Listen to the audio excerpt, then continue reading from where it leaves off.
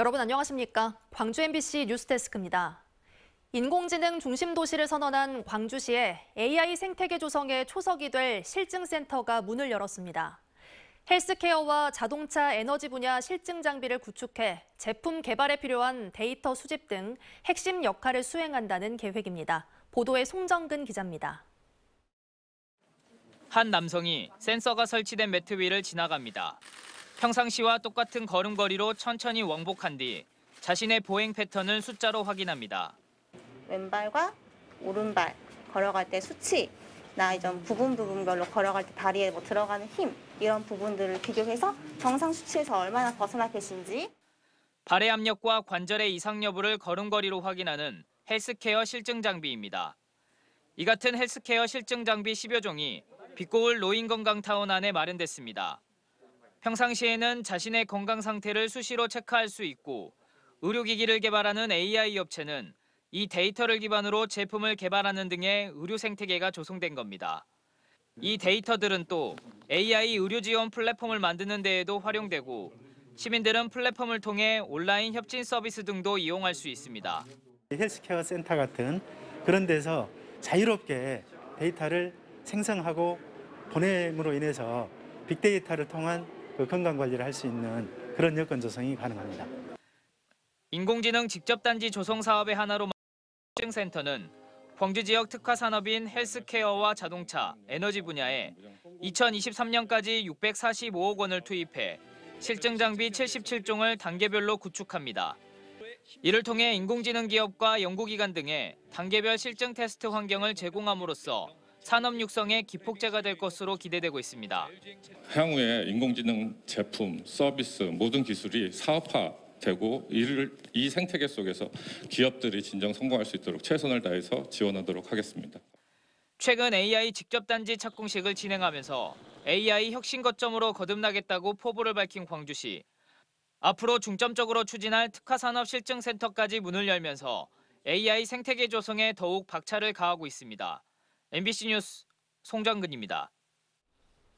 광주의 한 아파트 위탁관리사가 관리사무소 직원들의 월급에서 매달 건강보험료를 공제했는데 실제로는 이보다 적은 금액을 공단에 납부한 사실이 드러났습니다. 어떤 달은 6만 원을 공제하고는 공단에 한 푼도 내지 않았는데요. 이렇게 확인된 금액만 3년간 400만 원이 넘습니다. 우종훈 기자가 취재했습니다. 천여 세대가 입주한 광주 광산구의 한 아파트. 한 민간업체는 이 아파트의 관리 업무를 지난 2019년부터 맡아왔습니다.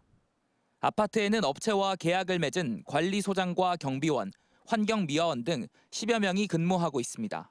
그런데 업체는 노동자의 월급에서 건강보험료 명목으로 일정 금액을 공제해놓고 이보다 적은 금액을 공단에 지급해온 것으로 확인됐습니다. 너무 속상했어요. 아직도 이렇게 경비된 것이 너무 많구나 하는 것이 너무너무 속상했어요. 지난 2019년 12월 200여만 원을 받은 경비원 A씨의 월급에서는 6만 1천여 원이 건보료로 공제됐는데 실제 공단에는 0원이 납부됐습니다. 지난해 근무 시간이 적어 기본급이 8만 원에 불과한 노동자에게도 약 4만 원이 공제됐는데 역시 공단에는 납부된 금액이 없습니다. 특히 고용이 불안정한 경비원과 환경미화원의 공제 금액과 실제 납부된 금액 간 차이가 컸는데 3년간 더 거친 걸로 보이는 건보료만 400여만 원에 이릅니다. 이직이 심하거나 교체가 심한 경우에 가끔 등장할 수도 있을 거라고 보는데 몇 달을 근로자 본인한테는 공제를 해가고 납부를 하지 않았다는 것은 이거는 명백한 횡령이라는 것이죠.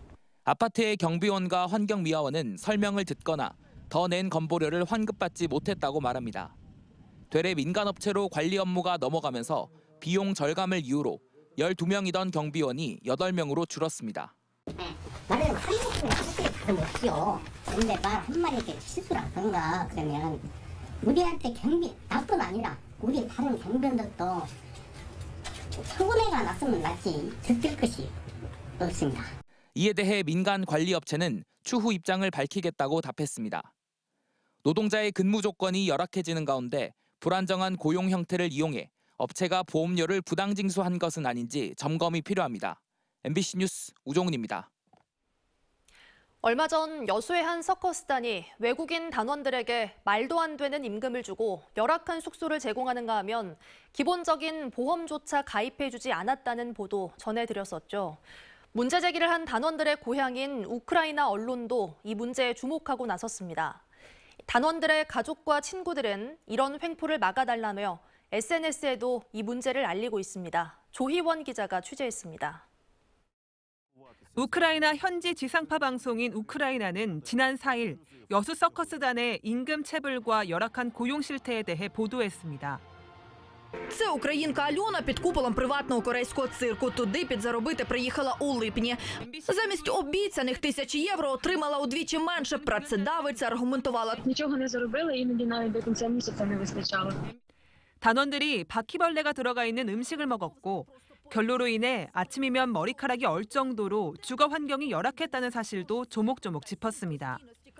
공연장에서 기본적인 안전 수칙조차 지켜지지 않은 것은 명백히 서커스단 단장의 책임이라며 우크라이나 국립 서커스단 디렉터의 인터뷰를 통해 꼬집었습니다. 그러면서 한국의 언론에서 이 사안을 보도했다며 서커스단 단장이 고발한 단원을 명예훼손으로 고소할 예정이라고 밝혔습니다. 하지만 이에 대해 한국의 수사기관이 정확한 수사를 할 것으로 믿는다고 전했습니다. Якщо ви дійсно працюєте легально, то офіційно місцеві інспекції праці, місцеві суди, місцева поліція залюбки вам будуть допомагати саме задля того, аби не поширювалось. 한편 엘레나 씨와 친구들은 SNS에서 서커스단의 횡포를 멈춰달라는 챌린지를 시작했습니다. 우리는 여러분을 행복하게 만들어주고 싶은 사람입니다. 동물원의 원숭이가 아닙니다. 삐뚤빼뚤, 띄어쓰기도 맞지 않는 서툰 글씨지만 모국어가 아닌 한글로 적어내려간 플랜카드. 방송을 통해 지인을 통해 단원들의 사연을 접한 이들은 타국에서 홀로 싸우고 있는 동포들을 위해 기꺼이 카메라 앞에 섰습니다. MBC 뉴스 조희원입니다.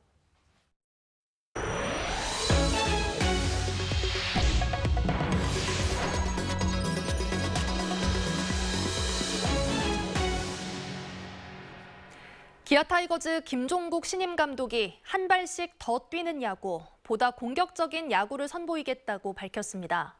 지속 가능한 강팀을 만들어 전통의 야구 명가 위상을 되찾겠다고 약속했습니다. 조현성 기자의 보도입니다. 시즌 최종 성적 9위로 구단 역대 최악의 성적표를 받아들여야 했던 기아.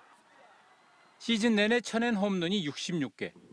팀 홈런수 꼴찌를 기록했던 팀에게선 성적도 호쾌한 야구도 기대할 수 없었습니다. 기아의 새 사령탑에 취임한 김종국 감독은 이를 극복하기 위해 보다 공격적이고 빠른 야구를 선보이겠다고 포부를 밝혔습니다. 내년에는 좀 기동력 야구, 좀 스피드한 야구를 좀 더 생각하고 있습니다. 지금 그래서 그 부족한 장타력에 대해서 좀 상쇄할 수 있게끔 거기에 좀 더 초점을 주고 작전 야구도 좀 많이 할 것 같고요. 최근 몇 년 동안 성적 부진의 요인으로 선수단 내 대화와 소통 부족을 꼽은 김 감독은 화려함보다는 내실 있는 야구를 통해 이기는 야구를 추구하겠다고 덧붙였습니다. 특히 유격수와 이루수, 중견수로 이어지는 센터 라인의 중요성을 강조했습니다. 정확한 하고 건실한 수비, 그래야지 팀 승리에 좀 도움이 되는 부분이 많기 때문에 좀 더 안정적인 수비를 좀 원할 것 같고요. 타이거스에서 선수와 코치로 지낸 세월만 26년. 선수 개개인을 비롯해 구단 문화를 누구보다 잘 안다고 자타가 평가하는 김 감독은 책임감과 함께 내년 시즌에 대한 기대감도 언급할 만큼 자신감을 보였습니다. 어떻게든 포스트시즌 나갈 수 있게끔 일단 내년 시즌 목표는 포스트시즌을 목표로 차분하게 또 준비를 하고 선수들도 그렇게 주입을 시키도록 하겠습니다. 기대 많이 해주십시오. 그리고 응원도 많이 부탁드리겠습니다. MBC 뉴스 조현성입니다. 골프 모임과 물류센터에서 소규모 집단 감염이 발생하면서 오늘 광주에서는 오후 6시 기준으로 코로나19 확진자 46명이 추가됐습니다. 광주시에 따르면 유증상 검사자의 동선을 중심으로 접촉자를 검사하는 과정에서 골프 모임에 참석한 동반자 6명과 이들의 가족, 지인 4명 등 모두 10명이 추가 확진 판정을 받았습니다. 이로써 골프 모임 관련 확진자는 12명으로 늘었습니다. 또 광주 북구의 물류센터에서도 직원 1명이 확진된 뒤 전수검사 과정에서 5명이 추가로 확진됐습니다. 단계적 일상회복 이후 코로나19 확진자가 급증하면서 농촌 마을의 경로당들은 또다시 문을 닫았습니다. 어르신들의 추위는 물론 외로움까지 녹여졌던 공간들이 위험해지면서 방역당국의 고민도 커지고 있습니다. 김진선 기자의 보도입니다.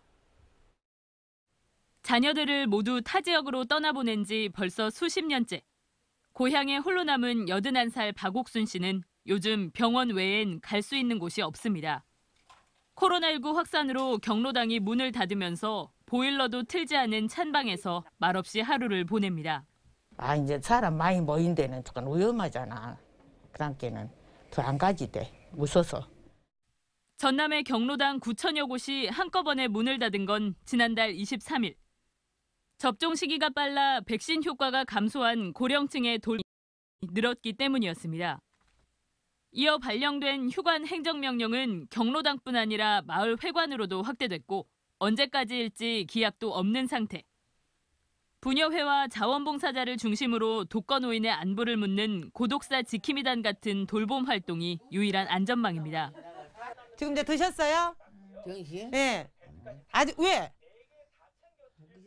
그래도 잡수셔야지. 끈이를 걸리시면 안 돼. 어르신들. 올겨울 한파에 대비해 전라남도가 난방시설을 갖춘 7,500여 곳의 한파 쉼터를 지정하기도 했지만 대부분이 경로당과 마을회관. 그런데 사실상 운영이 어렵게 됐습니다. 가뜩이나 또 추운 겨울이 돼서 경로당이 사실 이런 시골은 지역 생활의 중심지인데 경로당 역할을 못하게 돼서 방역과 복지 사이 고심이 깊어지는 가운데 전라남도는 우선 노인시설 이용을 재개할 수 있도록 고령층의 3차 접종을 서두르겠다고 밝혔습니다. MBC 뉴스 김진선입니다. 일제 강제노역에 동원된 피해 할머니들이 일본 정부의 후생연금 탈퇴 수당금과 관련해 안일한 행정을 규탄했습니다. 근로정신대 할머니와 함께하는 시민 모임은 오늘 광주시의회에서 기자회견을 열고 일본 연금기구가 일제에 동원된 근로정신대 피해자 할머니들에게 후생연금 수당으로 또다시 99엔을 지급할 것으로 예상된다고 지적했습니다. 시민 모임은 할머니들이 이런 수모를 겪는 데는 우리 정부의 책임이 적지 않다며 정부가 피해자의 권리 회복 문제에 적극적으로 나서라고 촉구했습니다. 광주지검이 부적절한 금전 거래를 한 혐의를 받고 있는 전남경찰청 간부에 대해 구속영장을 청구했습니다. 알선 수재 혐의를 받고 있는 전남경찰청 A경감은 경찰 직위를 이용해 업자로부터 수천만 원을 받은 혐의를 받고 있습니다. 한편 A경감은 관련 혐의를 부인하고 있는 것으로 알려진 가운데 A경감에 대한 영장실질심사는 오늘 열립니다. 법원이 이승옥 강진군수에 대한 구속영장 청구를 기각했습니다. 광주지법 장흥지원은 이승옥 강진군수가 지난 설 명절 이장 등 800여 명에게 선물을 한 혐의로 검찰이 청구한 사전 구속영장을 기각했습니다.